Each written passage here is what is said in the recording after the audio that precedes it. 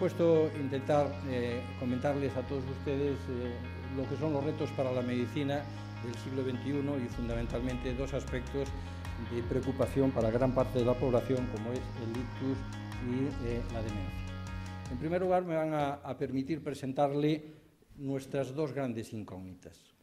Nuestros dos grandes problemas los tenemos ahí delante. El universo que nos rodea, en el que estamos metidos, en el que estamos inmersos, no sabemos para qué está, ni cuál es su función, ni desde cuándo, ni a dónde termina, ni cómo se regula el movimiento de aproximadamente 100.000 millones de estrellas que están ahí, la cantidad inmensa, casi infinita, de planetas que se encuentran alrededor. Eso es una incógnita. Y tan incógnita es este órgano tan pequeñito que está en el medio, poco más de 1,5 kilos de peso, en donde, curiosamente, se estima que también hay 100.000 millones de neuronas, y estas 100.000 millones de neuronas se han puesto en contacto y son capaces de hacernos sentir, de hacernos saber quiénes somos, de hacernos amar, de hacernos odiar, de tener sentimientos, pasiones, y todo esto es capaz, cómo se funciona, cómo dos neuronas que se conexionan entre sí son capaces de producir un pensamiento, un razonamiento, y sobre todo son capaces de saber quiénes somos, de dónde venimos y qué es lo que pretendemos ser. Y esto es algo que es muy difícil de entender, no lo entenderemos, y únicamente, pues, recorriendo la frase de un filósofo, para aquellos que creen no es necesario ninguna explicación, y para los que no creen, ninguna explicación será nunca satisfactoria. No podremos llegar a entender exactamente qué es lo que sucede. Y hoy os voy a hablar de esto, os voy a hablar de este órgano que pesa pues, poco más de 1,5 kilos de peso, que es un órgano peculiar. Es el único órgano del cuerpo humano que nos hace de verdad ser lo que somos, ser humanos. Y justamente cuando perdemos la función de este órgano es cuando nos cuestionamos si vale la pena seguir viviendo, porque a lo mejor perdemos nuestra propia identidad como seres humanos. Es un órgano especialmente complejo y delicado. Fijaros, poco más de 1,5 kilos de peso, y si el corazón cada minuto bombea 5 litros de sangre, cada minuto está bombeando 5 litros de sangre, de esos 5 litros de sangre, 1 litro entero se va a este órgano de 1,5 kilos de peso. Quiere decir que la cantidad de sangre que necesita un órgano tan pequeño es enorme. Fijaros que cada minuto el corazón, y por cada 100 gramos de tejido, necesita 50 centímetros cúbicos de sangre, mientras que todo el resto de la economía, la cantidad de sangre que necesita es mucho menos. La exigencia, por lo tanto, de este órgano peculiar es enormemente grande, es inmensa, y de alguna forma se justifica también porque en ocasiones falla, y falla mucho.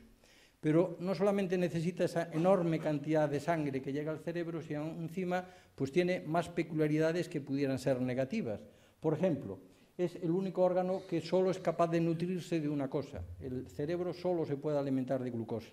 Las proteínas, la grasa, todo el resto de los componentes de la nutrición no llegan al cerebro, por lo tanto no pueden ser elementos que nutran al cerebro.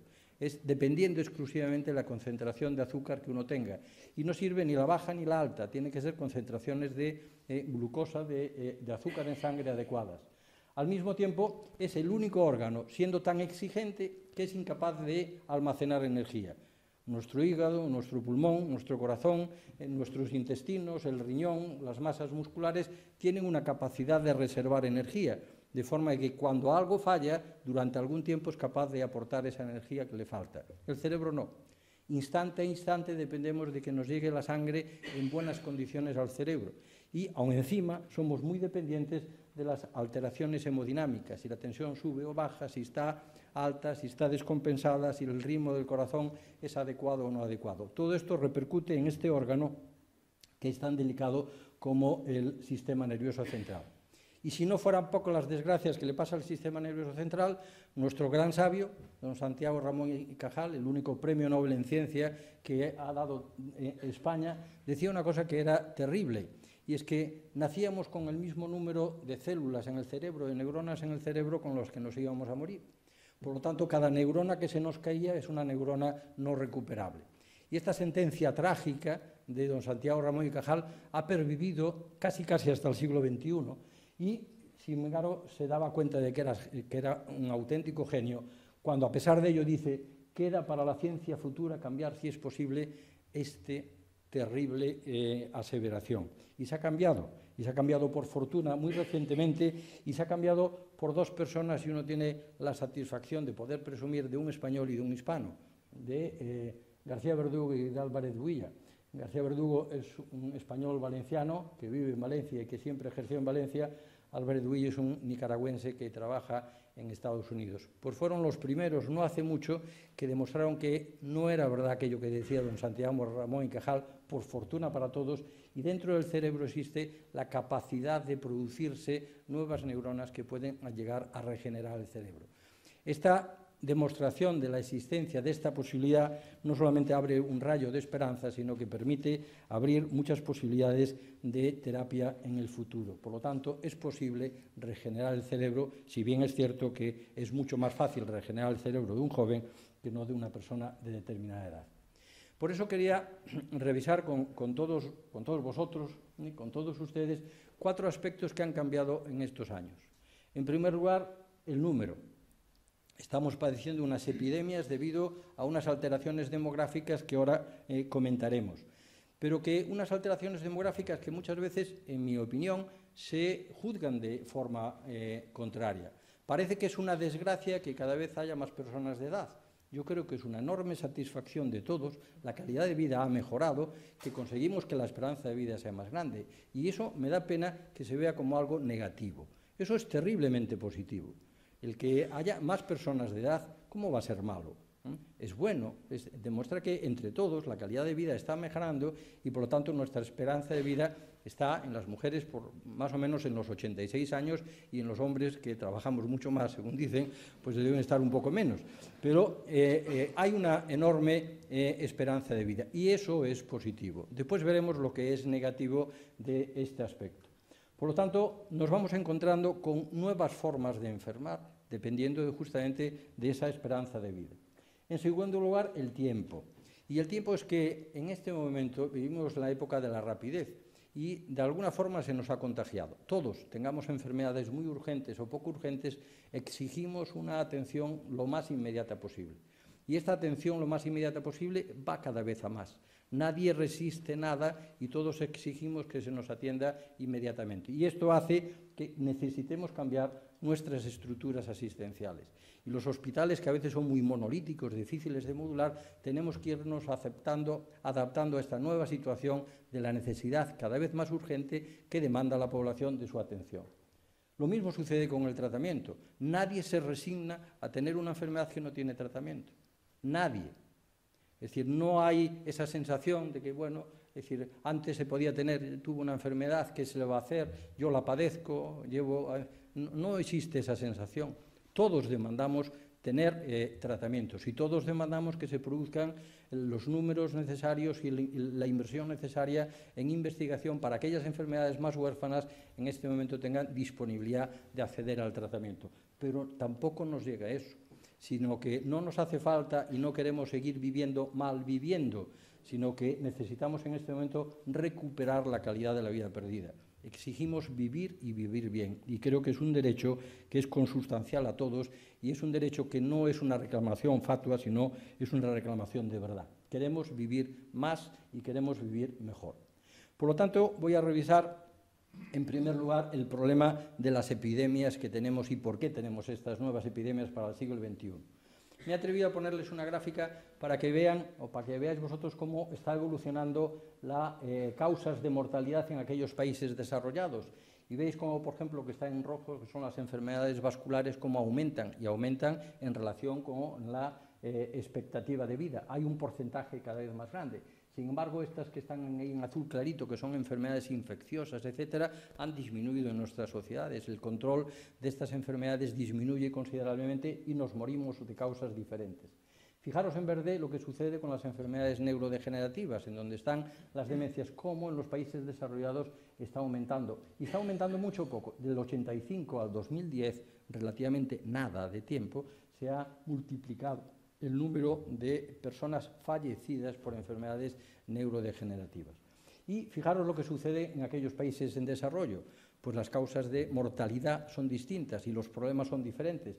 Fijaros que aquellas personas que fallecen por causas de enfermedades vasculares pues son mucho menos, fijaros, 33,52%, es mucho menos. Y las enfermedades neurodegenerativas casi no se ven. ¿Pero por qué no se ven? Porque la esperanza de vida, a lo mejor, en algunos países, por desgracia, es a los 30, a los 40 años y no da tiempo que aparezcan estas enfermedades degenerativas. Por lo tanto, hay un cambio demográfico que nos está condicionando qué es lo que está pasando. Las enfermedades vasculares están creciendo en todos los países, globalmente en todos los países, especialmente en aquellos países más desarrollados. Y esto supera, fijaros, esto son casi 120 estudios en 119 países, por lo tanto no es una muestra aislada de un país o de una región en un momento determinado. Aumenta el número de enfermedades, un 27% cada vez más se estima que va a haber en los próximos años de incremento de las enfermedades vasculares cerebrales. Y una cosa que tenemos que pensar entre todos, algo se podrá hacer, porque cuando miramos las enfermedades vasculares cerebrales, cómo aumentan, parece que aumentan, pero fijaros vosotros, y estos son datos del Banco Mundial, en aquellas personas que tienen ingresos muy altos, pues parece que la calidad de vida muy bien entendida en esos momentos no produce un incremento de la enfermedad. Sucede algo un poco parecido en aquellos que tienen unos ingresos muy bajos. Obviamente, es decir, la alimentación en estos casos, por desgracia para ellos, es insuficiente, no se controlan. Pero fijaros en aquella deseada clase media, que es en el momento en la que incrementa más el riesgo de mortalidad, porque quizá no tiene todo lo que hay que tener de las clases altas, sobre todo más poder adquisitivo, y tiene muchos vicios adquiridos de aquellos, sobre todo, alteraciones y trastornos de la nutrición. Y esto sucede en España. La tendencia a los incrementos de los ingresos hospitalarios por enfermedad vascular cerebral es la que es, y como veis es imparable y cada año aumenta. Y aquí tenéis en Galicia que más o menos tenemos una situación de ingresos hospitalarios medias entre todas las comunidades españolas. Ni las más altas ni las más bajas de toda España mantenemos ese lugar. La edad. La edad significa que el riesgo de tener una enfermedad vascular cerebral es más grande. La edad significa que cuanto más tiempo tengamos, más posibilidades tengamos de enfermedad. Eso es obvio. Es decir, ¿por dónde van más coches? ¿Por una autopista o por una corredera pequeña? Pues obviamente por una autopista. Por lo tanto, si nosotros aumentamos la esperanza de vida, aumentamos el riesgo de las enfermedades. Y como veis, a partir de los 75 años, el pico del riesgo de tener una enfermedad vascular cerebral aumenta.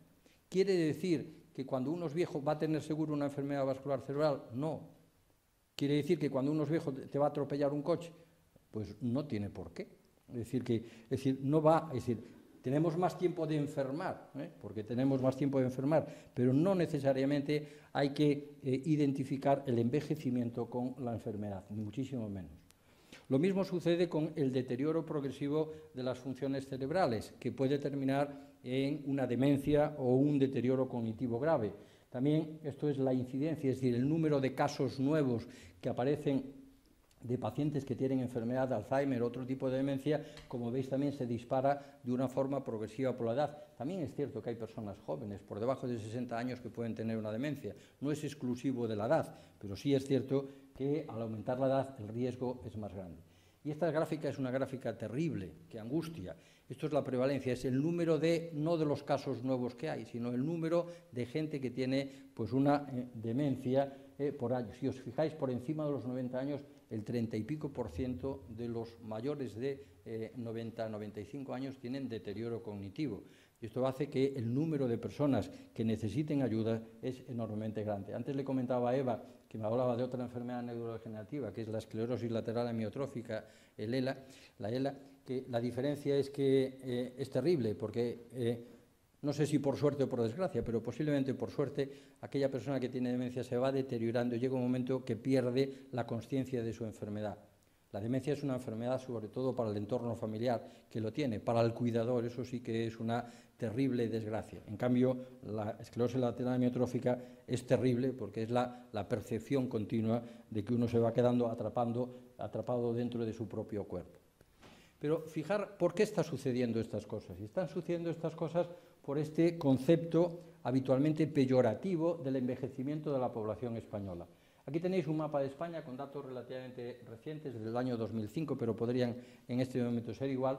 Y fijaros el porcentaje de población por encima de 65 años. Y veis que cuanto más oscuro, peor. Y que Galicia con Castilla, León Castilla, pues ocupa pues un porcentaje por encima del 20% de la población. Y en Galicia estamos bastante por encima de este porcentaje de la población. Esta gráfica de por sí no sería mala. Querría decir que en Galicia tenemos mejor calidad de vida y más expectativa de vida, porque tenemos un porcentaje grande de la población que llega. La que es mala es esta otra gráfica, y es cómo está cambiando la población. Y esto es el crecimiento de la población. Y esto es especialmente grave porque, si os fijáis, Galicia, Castilla y Asturias y el País Vasco, pues son aquellas comunidades en donde se estamos perdiendo población. Quiere decir que resulta que hay más muertes que fallecimientos, más fallecimientos que nacimientos. Y esto es lo que es trágico. No es trágico que cada vez haya más personas de más edad, es trágico que cada vez haya menos personas jóvenes. Y eso es el problema. El problema no es el envejecimiento porque haya más personas de edad, sino porque hay menos jóvenes. La disminución de la natalidad es lo que es absolutamente grave. Un amigo mío que es ginecólogo en el País Vasco y que es sobrino, nieto de don Santiago Ramón y Cajal, dice una cosa para enfatizar lo que quiere decir que Galicia dentro de 300 años va a desaparecer. Y cuando dice esto de que va a desaparecer Galicia no quiere decir que desaparezca la tierra sobre la que estamos, sino que la población, esta tendencia de población de más de 20.000 personas, de 20.000 gallegos cada año que hay menos, pues es lo que afirma esa situación. Y no es un problema económico. No es un problema económico porque, si bien es cierto que la renta per cápita de Galicia y de Castilla y León más o menos es por el estilo, la renta per cápita del País Vasco es notablemente superior a la nuestra. Por lo tanto, no es un problema de un modo de vida que nos hemos dado o se están dando los más jóvenes, que está condicionando esta disminución de la natalidad. Y esto es lo que condiciona que el porcentaje de personas mayores aumente y es lo que condiciona los graves problemas sociosanitarios. Y hay otro problema añadido, que es el problema de la inmigración. Resulta que la inmigración, que alguien podía considerar como mala, pues el crecimiento de la inmigración hasta el año 2005-2006 era del 170% de cada año. Y la inmigración procedía de todos los sitios, inmigración, Marruecos, Ecuador, Rumanía, fijaros el porcentaje de números de inmigrantes que había cada año. Pero lo mismo de la población subsahariana, el incremento era espectacular. ¿Qué es lo que pasó? Resulta que este incremento de la población procedía de países donde las enfermedades neurológicas graves tenían una prevalencia muy bajita. En ese momento tenían otras enfermedades, pero enfermedad neurológica grave tenían muy poca prevalencia. La interrupción brusca del fenómeno inmigratorio está condicionando el cambio demográfico en España. Lo está agravando el cambio demográfico en España, porque la reproducción, el número de hijos de los inmigrantes, por diversos aspectos, sobre todo de tipo cultural, condicionaba un rejuvenecimiento de la población y un rejuvenecimiento también del genoma de cada uno, que no era malo. Bueno, en este caso, pues se está produciendo una inversión debido a una situación socioeconómica que estamos padeciendo que hace que se ha frenado el fenómeno inmigratorio y esto se va a padecer. Y esto es lo que tenemos en Galicia en este momento. Fijaros, en el año 1900, el porcentaje de población por encima de 60 años en Galicia no llegaba al 7%. En el año 1986 era del 20%. Ahora, en el año 2015, es del 29%. Y si seguimos así, en el año 2050, pues superaremos el 30% de personas de más de 70 años. Pero no es un problema de Galicia. El problema de Galicia puede ser de una de las sociedades más envejecidas, pero si os fijáis, en toda Europa el problema del envejecimiento es exactamente igual. Todas las sociedades occidentales están envejeciendo y algo hay que hacer para cambiar nuestro modelo de vida y que esto suceda de una forma distinta. Por lo tanto, tenemos un problema de epidemia. Tenemos un problema de que, como están las cosas, independientemente de lo que se hagan, algunas enfermedades edad dependientes van a seguir aumentando y no podemos frenarlas. Es decir, podremos hacer otra cosa para tratarlas, para evitarlas en lo posible, pero el incremento va a seguir aumentando en todas las enfermedades que son edad dependientes en los próximos años. Segundo problema que quería comentar con vosotros, el problema de la exigencia que tenemos todos de que nos atiendan y que nos atiendan lo más rápido posible. Y para esto se necesita un cambio en las estructuras asistenciales. Hay veces que la urgencia es una urgencia de verdad, porque el cerebro, como os decía antes, es tiempo dependiente y como segundo a segundo necesitamos ese aporte de sangre, quiere decir que cuando se produce pues un bloqueo de la sangre dentro del cerebro, inmediatamente, en muy pocos minutos, se está produciendo pues una lesión del cerebro. Y hay parte de la lesión que ya es irrecuperable desde el principio, pero hay una zona relativamente grande que se puede recuperar en los primeros minutos, en las primeras horas, y que las posibilidades de recuperarse va frenando. Las nuevas tecnologías permiten saber esto. Esto es una imagen del hospital de resonancia magnética. Llega un paciente, tiene un déficit neurológico, se le hace una angioresonancia y, como veis ahí, no hace falta saber mucho para saber que este lado no es igual que este otro. A esto está amputada la arteria ahí, se ha ocluido la arteria. Si en ese momento, en el mismo aparato de resonancia magnética, se le hace una secuencia distinta, que se llama una secuencia de difusión, vemos que este paciente tiene esta zona del cerebro posiblemente ya destruida por completo y sin posibilidades de recuperación. Pero en el mismo momento, si le hacéis esta otra imagen en la misma resonancia, veis que toda esta enorme zona que está pintada de verde es una zona del cerebro que está afectada, pero que es recuperable. Es recuperable. Por lo tanto, el tiempo es cerebro. Y hay veces en que el tiempo es cerebro y que cualquier cosa que se pueda hacer para tratar esto y evitar esta zona, esto es un estudio también hecho en el hospital de tomografía de emisión de positrones, donde veis esa zona en rojo, que es la zona más destruida, y toda la zona de alrededor que es recuperable, y es necesario recuperarlo.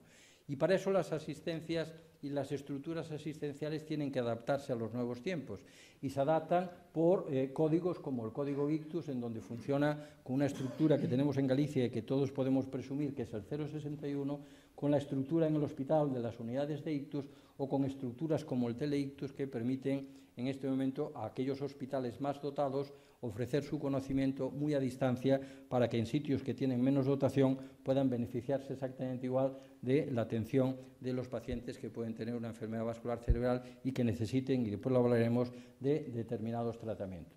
Y se puede ver cómo en aquellas estructuras sanitarias en donde existe una dotación mayor, que existen médicos capacitados para atender en los servicios de urgencia pues estas enfermedades, y existen estructuras como las unidades de ictus, el porcentaje de pacientes que se ven antes de las 2 horas es notablemente mejor, mayor que en aquellos hospitales donde no existen esas estructuras. No queda más remedio. La población lo demanda, pero aunque no lo demandara, las estructuras sanitarias tienen que ir adaptándose a los nuevos tiempos y ofreciendo nuevas estructuras como pues, las vías rápidas, los códigos de cualquier tipo que faciliten. Y estos son los datos de este hospital, donde todos vosotros pertenecéis, el hospital, el Complejo Hospitalario Universitario de Santiago, el Hospital Clínico Universitario, el Hospital de la Gerencia. Fijaros, desde el año 2010 hasta el 2015, más o menos están viendo y atendiendo del orden de 600 pacientes con ictus que están ingresando cada año. Si os fijáis, en la unidad de ictus pues, reciben tratamiento del orden de los 100-120. Los otros son atendidos igualmente, pero no precisan de unos cuidados tan intensos como la unidad de ictus. Y fijaros cómo lentamente va creciendo aquellos pacientes que desde lejos, desde el Valbanza o desde el Salnés, se benefician de la atención desde Santiago a distancia. Y por lo tanto se puede hacer una atención de alto valor. Los resultados de los pacientes que se están atendiendo por teleictus y los resultados de los pacientes que se atienden en directo aproximadamente son los mismos. Por lo tanto, estas nuevas estructuras sanitarias facilitan el acceso de muchos pacientes que se encuentran más lejos y, sobre todo en Galicia, con la dispersión de la población, es especialmente importante. Y lo mismo sucede en otras enfermedades en donde la urgencia no es tan grande. Un deterioro cognitivo, un despiste progresivo, no exige que lo vean a uno mañana mismo, pero la persona que lo tiene y el familiar que lo ve sí lo demanda. Y entonces tenemos que adaptarnos también a esa exigencia de la población.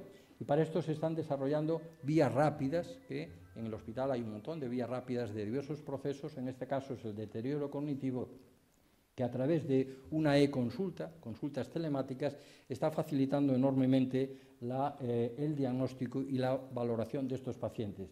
Y aquí tenéis unos datos muy ilustrativos. desde el año 2013 que existe esta vía rápida, si os fijáis, el número de pacientes que por primera vez acceden a las consultas especializadas de deterioro cognitivo aumentan, estas barras en azul aumentan cada año, pero sin embargo fijaros cómo las revisiones que se hacen del mantenimiento, del seguimiento de esos pacientes están disminuyendo. ¿Por qué razón?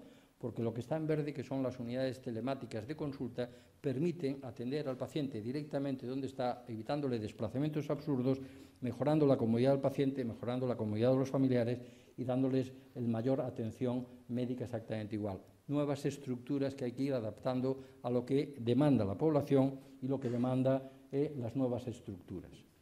Tratamientos. Os decía antes, y creo que me podéis decir todo es verdad, ninguno de los presentes ni de los ausentes renuncia a que su enfermedad, que si no la hay, la pueda haber en cualquier momento, no tenga tratamiento. Un paciente no le puedes decir que su enfermedad no tiene tratamiento, porque no lo acepta. Es decir, lo primero que hace es buscar otro médico porque es que este no lo sabe o no me quiere ver o me echa adelante, porque no se acepta ni fácil ni difícilmente el rechazo a tener un tratamiento para la enfermedad. Y por lo tanto hay que ir universalizando los tratamientos. Es una obligación de todos. Los que hay, los hay, y hay que ponerlos en marcha, y los que no los hay, pues hay que ir desarrollándolos. Por ejemplo, le decía a Eva también que en estas semanas o meses se está celebrando una efemérides que es el 25 años de las transferencias de sanidad a Galicia y por lo tanto del desarrollo del Sergas. Y a mí me pidieron que contara dos casos clínicos, un caso atendido hace 25 años y un caso atendido hoy.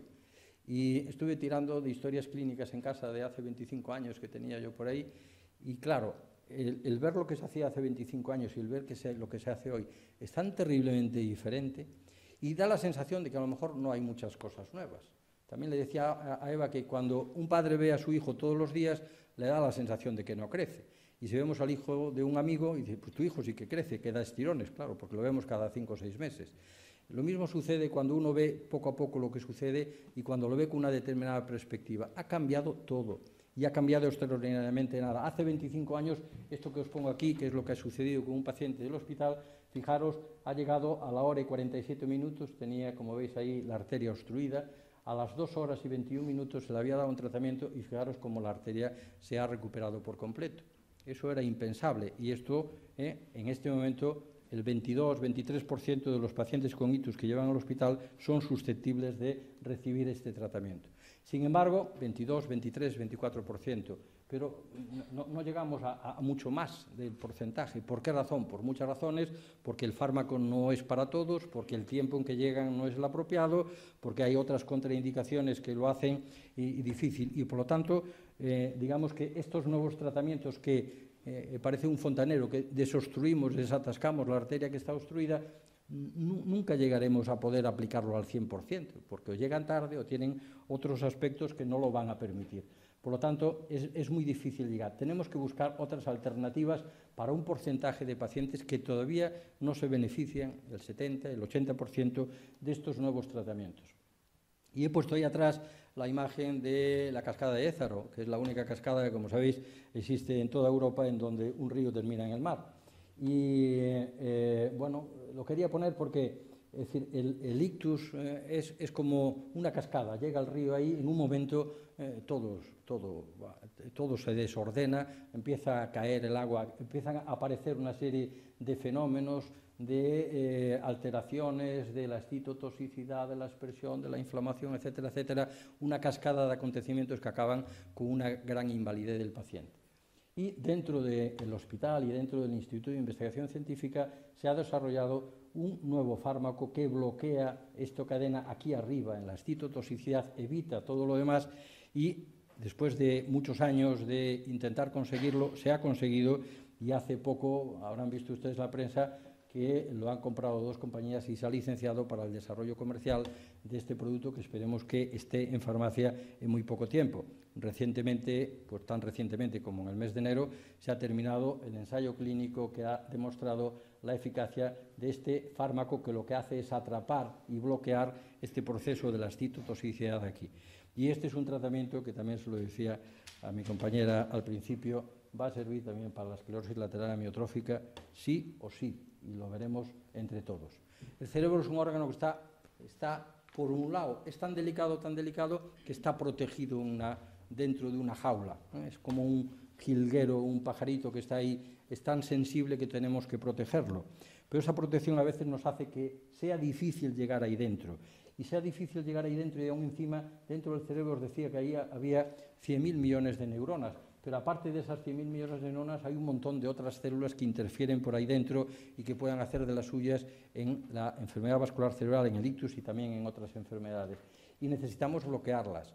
Y creo que se puede presumir de hospital, no nosotros, sino de hospital, porque estas nanopartículas están diseñadas también en el entorno del IDIS y del hospital. Son unas nanopartículas que permiten llegar hasta las zonas más recónditas del cerebro. Fijaros, estas nanopartículas tienen aproximadamente 100 nanómetros y para que os dais cuenta, un nanómetro es pues 100.000 veces más pequeño que un milímetro. Imaginar el tamaño que pueden tener estas partículas. Pues estas partículas desarrolladas en el entorno del hospital son nanopartículas que permiten llevar la medicación, atraviesan todo lo que hay que atravesar, se pueden dirigir hasta las zonas del cerebro que nosotros queramos dirigirlas y, por lo tanto, abren unas nuevas expectativas de futuro en los próximos años. Y vuelvo a deciros que no hay que desesperarse. El hijo que uno ve todos los días parece que va lento, pero cuando uno lo ve con alguna perspectiva va rapidísimamente. Y en estos momentos, ¿qué es lo que hay? Hay muchas cosas. El paciente que tiene una enfermedad vascular cerebral y que es tratado adecuadamente y controlado todos sus aspectos, resulta que tiene un tratamiento magnífico. Y la calidad de vida que les queda cuando se someten a este proceso de atención protocolizada y urgente es el mejor tratamiento que pueden recibir. Y con la demencia, ¿qué es lo que pasa? Pues con la demencia pasan cosas en donde tenemos grandes lagunas de conocimiento. Os voy a poner dos ejemplos que todos conocéis. Don Adolfo Suárez, obviamente, pues es difícil no recordarlo, y sobre todo en estos momentos en donde nuestros políticos parece que no se ponen mucho de acuerdo en volver a hacer una transición y llevarnos llegar todos a buen puerto. Bien, todos recordáis que ha tenido un proceso de envejecimiento con enfermedad y discapacidad, ¿eh? Y el deterioro progresivo de su demencia que lo llevó a la muerte a los 82 años. Y en la otra esquina tenéis a una persona para mí terriblemente admirada, que era don José Luis San Pedro, que murió a los 96 años con una capacidad física y de cabeza extraordinaria. Por ser viejo no quiere decirse que es demente. Y ahí tenéis ejemplos de una persona mucho más joven que la tuvo y una persona mucho mayor que no la ha tenido. Y por lo tanto no es lo mismo, no es sinónimo envejecimiento de deterioro cognitivo. Aquí tenéis este caso de 96 años y muchos casos, todos conocéis personas muy longevas que tienen una cabeza privilegiada. Y en el medio pues nos quedan aquellas personas que envejecen, que no tienen una enfermedad determinada, pero que están achacosos y que no tienen una buena calidad de vida. Y la calidad de vida es una calidad percibida por el propio paciente. Y eso muchas veces no es objetivo. Hay personas que no tienen nada, pero viven mal. Es decir, tienen esa calidad de vida que es defectuosa. Y esto es lo que sucede en las personas con demencia. Con los años todos vamos perdiendo algunas funciones, es lógico. Es decir, a partir de determinados años no corremos cuando corríamos, éramos más jóvenes, tenemos arrugas, el pelo se vuelve blanco, se van perdiendo algunas funciones confesables y algunas también inconfesables, se van perdiendo a lo largo del paso del tiempo. Pero si nos mantenemos por encima de este umbral de deterioro cognitivo, se van perdiendo, pero nos encontramos perfectamente bien. Cambian las cosas. No seríamos capaces de aprendernos la lista de los reyes godos como muchos de vosotros aprendisteis de pequeños. Pero, sin embargo, tenemos otro tipo de inteligencia que nos permite asociar y recordar, etcétera, etcétera. Tenemos unos trucos para seguir adelante y teniendo una calidad de vida. Pero puede ser que este declive sea más grande y nos encontremos en esta zona en donde, bueno, ya hay algún fallo, pero es un fallo que nos permite, con achaques, pero nos permite mantener nuestra independencia. Y hay otras veces que el declive es tan grande que ya bajamos por debajo del umbral de la independencia y que dependemos de los demás. Fijaros, estos son datos de Galicia. Personas por encima de 60 años. Personas por encima de 60 años, cuando uno les hace una encuesta, el 32% de la población se considera totalmente normal. Hoy venía una nota, ayer, en el periódico que decía que el 80% de los españoles, no, de los gallegos, vivimos satisfechos de nuestra propia vida, ¿no? Yo no sé si será tanto, pero lo ponía en el periódico. Pero el 32% de las personas por encima de 32 años se encuentra intelectualmente totalmente normal. Hay un 8% que se encuentra ya diagnosticados de demencia, que ya no contestan a la encuesta, y hay un 40% que tienen quejas, es decir, que se quejan de que, bueno, la memoria pues ya no es como antes y tengo algún fallo y cuando voy a un sitio, al llegar allí ya no me acuerdo a lo que iba y tengo que preguntar 10 veces dónde dejé las llaves porque no las encuentro y si voy a la compra me vengo con 3 cosas menos como no las llega apuntadas. Bueno, de esas personas que tienen quejas, pero son quejas así pequeñas, pues las posibilidades de seguir normal son muy grandes, es el 80%. De estas personas que tienen la percepción de quejas, es decir, al cabo de algunos años, el 80% de ellos van a ser normal.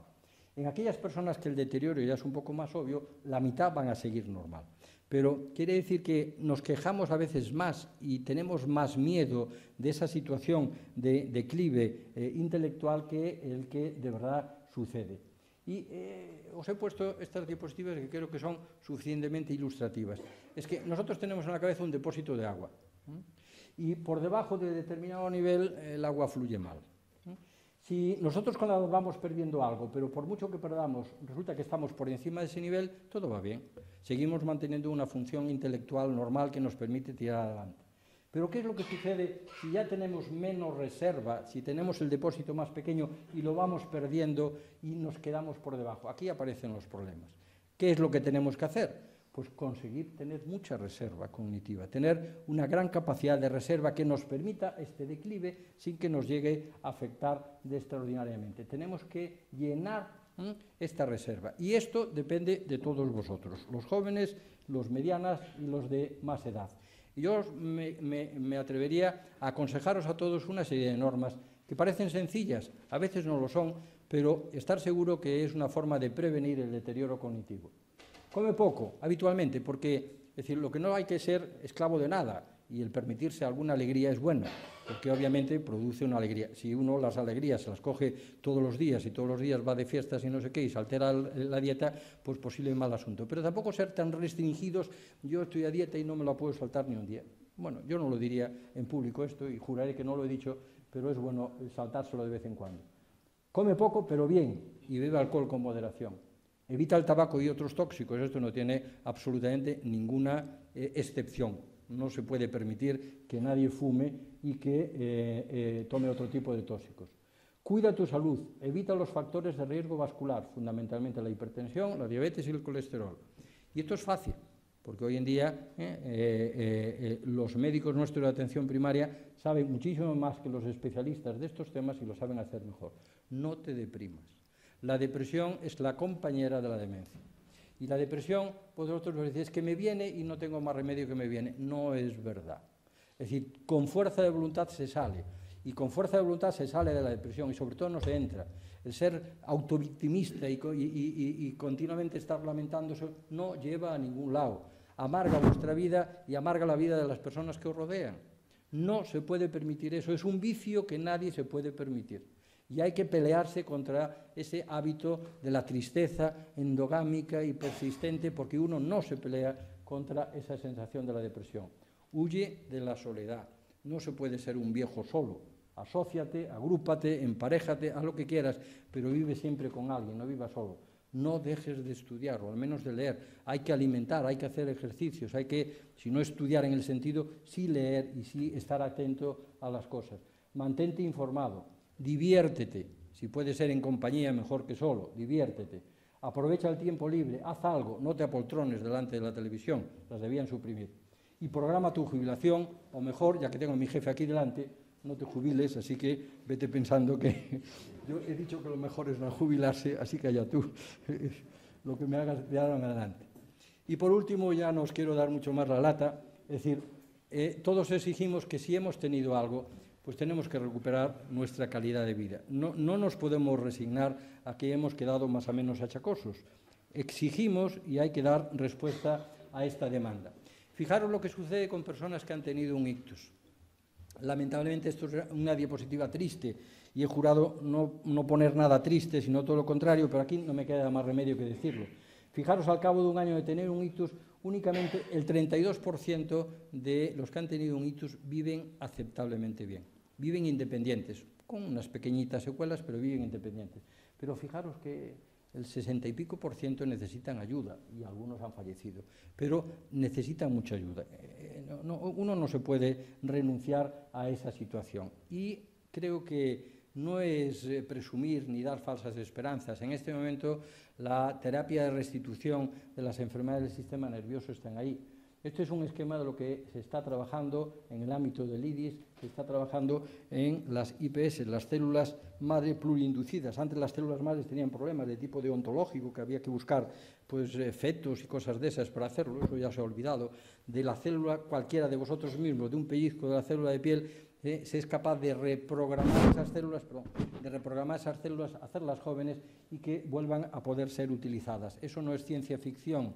Se está haciendo, no se puede aplicar ya, hace falta todavía investigar, desarrollar, pero no es hablar del futuro, es hablar del presente y del presente que va a ser aplicado relativamente en poco tiempo.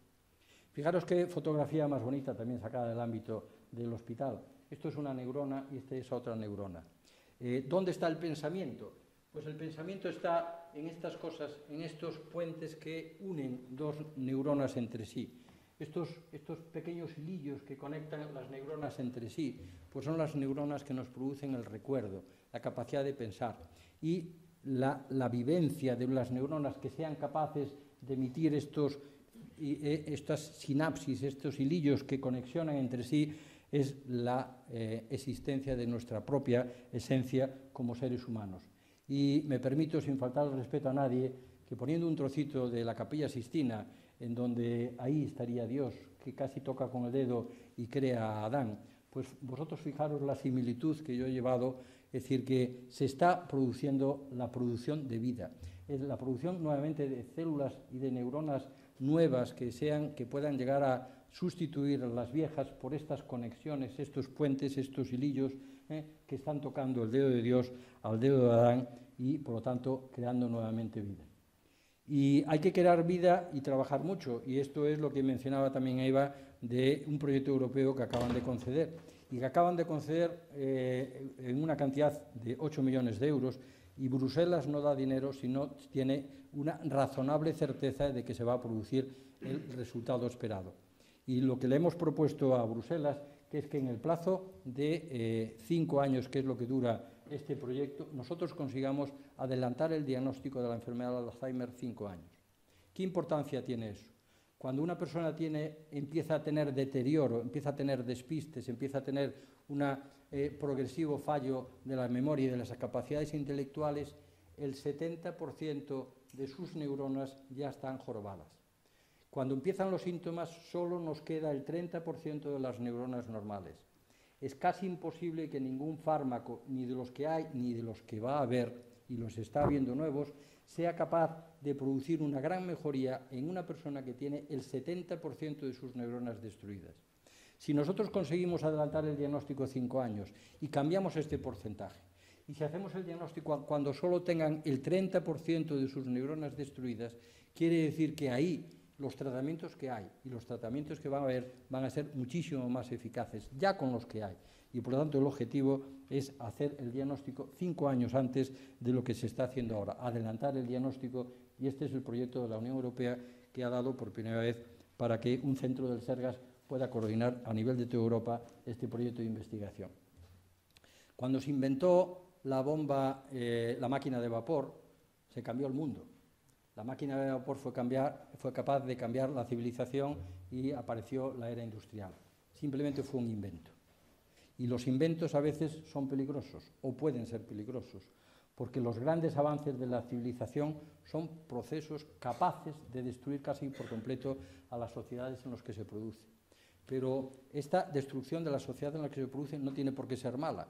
Cuando nuestras sociedades no cambian, no se actualizan, no cambiamos nuestras formas de vivir, de sentir la vida y de interpretarla, normalmente pues, empezamos a entrar en los ocasos de la civilización. Estamos en momentos peligrosos de la investigación biomédica. Estamos llegando a nuevas situaciones que nos plantean problemas difíciles de interpretar. Es decir, todo esto hace falta de que estos avances sean sometidos con la suficiente prudencia para que produzca una mejoría de la calidad de los demás. Y por último, ¿qué tenemos en común todos los que estamos aquí? Pues todos los que estamos aquí, por fortuna, tenemos una sensación de la naturaleza humana. ¿Y qué es sentirnos humanos? Es tener un cerebro con la capacidad de trascender los límites del propio organismo y del propio yo, para alcanzar la comunión con el universo. Si cualquiera de nosotros en un momento determinado ya no sabe quién es ni a dónde va, entonces entramos en un derroche que terminará con nuestra propia calidad de ser humano. Entre todos tenemos que evitarlo. Es cierto que las personas que tienen la responsabilidad de la administración sanitaria, aquellas personas que estamos intermedios, que intentamos hacer avanzar el conocimiento, pero todos vosotros que sois los motores de la sociedad, si no actuamos todos juntos y en el mismo sentido y andamos tirándonos los trastes unos a los otros, no conseguiremos a nada. Ojalá el ser humano y el tener la sensación de esa percepción de que nuestro yo tiene que trascender a nuestro propio egoísmo y entender a la sociedad como un bien global, pues sea algo que consigamos. Sería una investigación que merecería muchísimos más premios que los que ha obtenido el IDIS y el Hospital Clínico de Santiago de Compostela. Muchísimas gracias.